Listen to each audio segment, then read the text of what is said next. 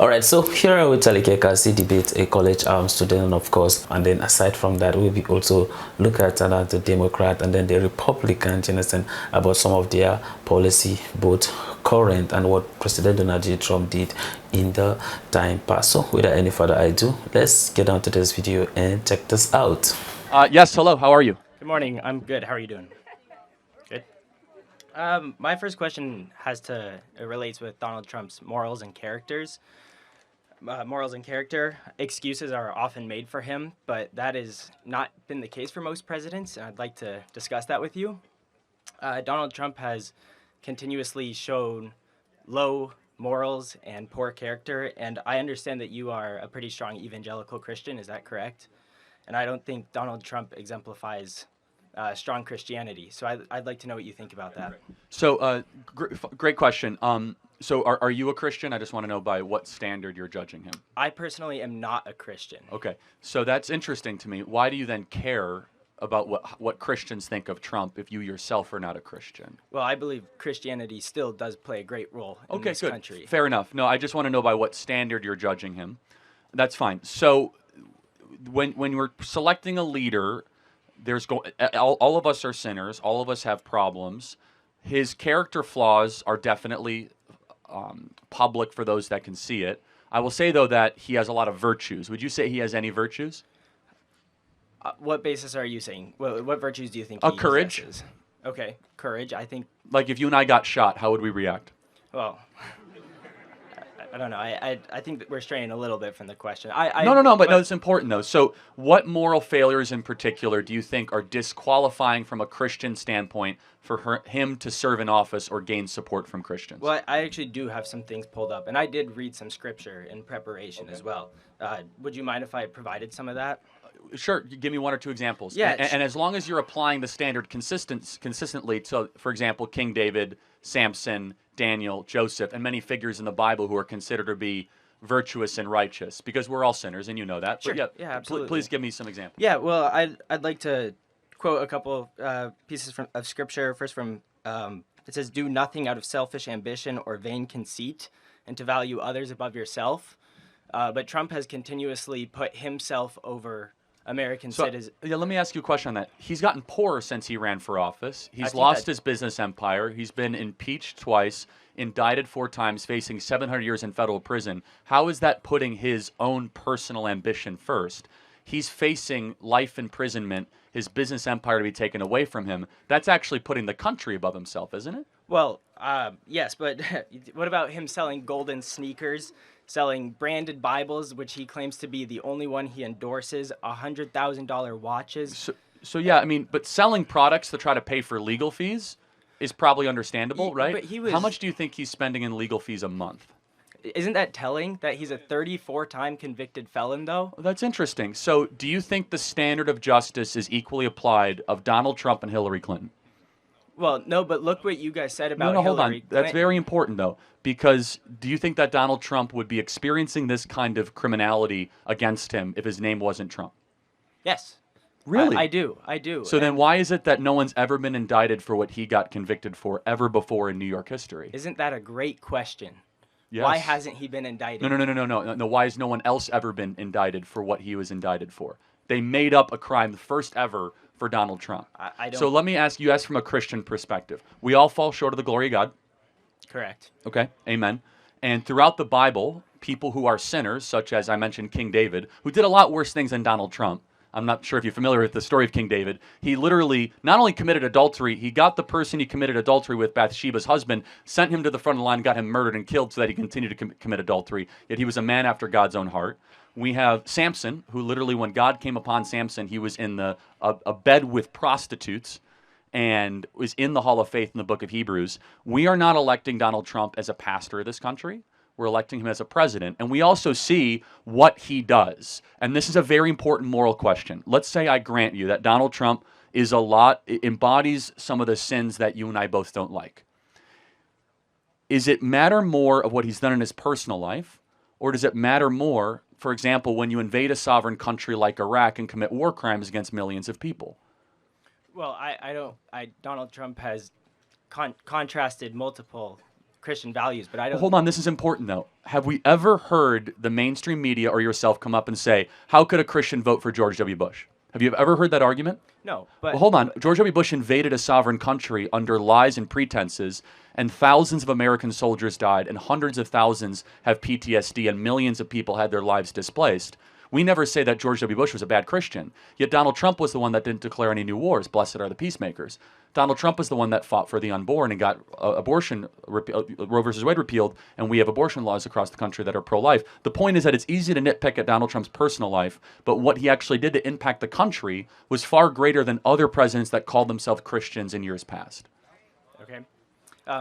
It still doesn't quite make sense why a Christian would vote for him, but I appreciate your input. I guess I put that very vaguely. I don't understand how Christians are okay with so much that he does, because he also refuses to accept responsibility and take accountability. Well, but because we read the Bible, and the Bible is full of people that have very, very difficult, let's just say, colorful lives, and still are used for God's purpose.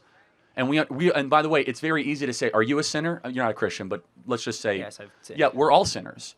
And so we look at Donald Trump and we say, "Wow, this is a guy who's obviously broken. We're all broken. And what do you do with your broken life?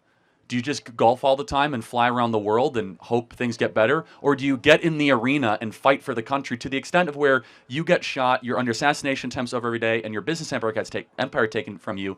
That's incredible virtue that I'm going to teach my kids about and say, even if your back is against the wall, you keep on fighting. I think that's incredibly virtuous. Okay, and I understand I'm not going to change your mind on this, so this is mostly... You asked for an explanation. Yeah, no, absolutely, that's what I'm saying, so I respect that.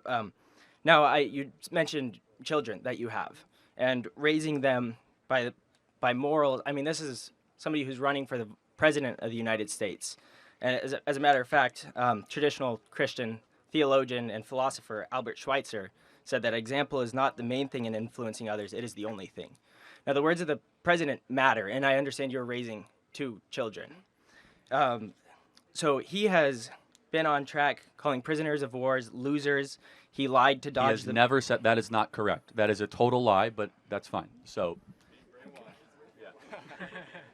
lied to dodge the military. that is also not correct, but fine. Called citizens vermin.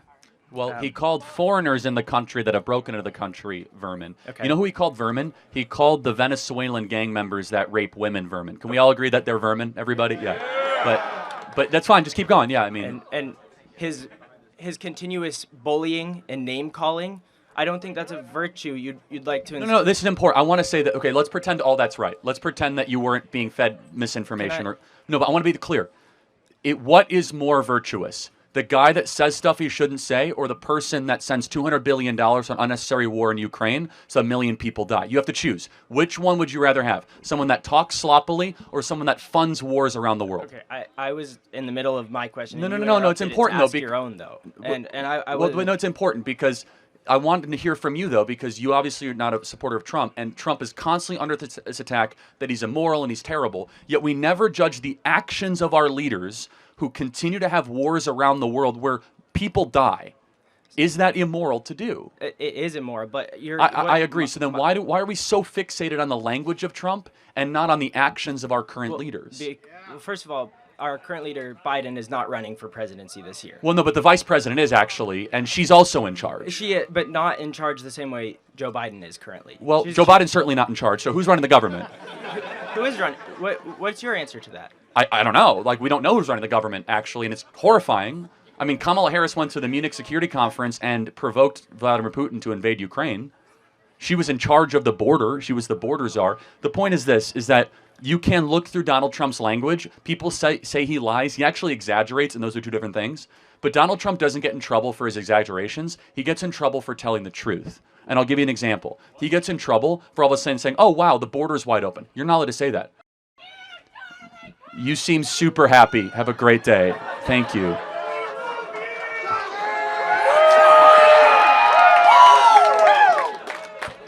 Gracious. I love you, Charlie! Thank you, guys. No, but I want to try to find some common ground here and try to see where you could... I'm not going to make an excuse for everything a human being has done that it's not myself. Sure. But I will say that his track record of action has been very good for the country, and that is irrefutable. Well, okay. May I In finish summary, my- yes, and then we'll get to another question. Okay. So what I was going to say is, right now with Hurricane Helene and Milton, he is profusely lying and criticizing the Biden and Harris administration. But local officials How? by saying he's siphoning money out for illegal immigrants. No, that's totally true. The That's FEMA, not true. Hold FEMA on. said it's not You guys true. could hold on a second. FEMA literally says in their press release that they had a fund dedicated towards the southern border being a natural disaster, and they spent billions of dollars accommodating foreigners in this country with luxury hotels and interior flights. You can look at it yourself. FEMA gets money appropriated, and they decided to spend that money on the southern border and not on hurricane relief or tornado relief. Okay. That's a fact. And by the way, I'm not alone in that.